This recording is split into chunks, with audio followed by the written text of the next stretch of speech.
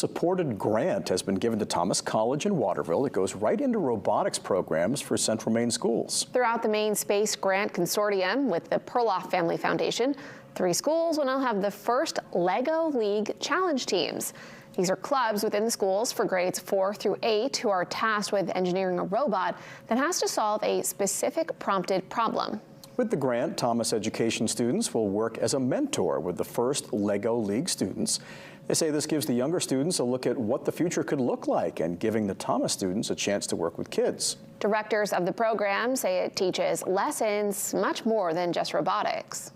So the skills that the students work on during this competition is that robotics build. So there's some mechanics and some engineering. There's some coding, which involves critical thinking and logic, problem solving. And sometimes when robots don't work the way you want them to, you have to work as a team. So those soft skills of teamwork and communication really come into play. And then on top of all of that is the presentation that they do, where they talk about their robot, how the build went, why they made the decisions they made.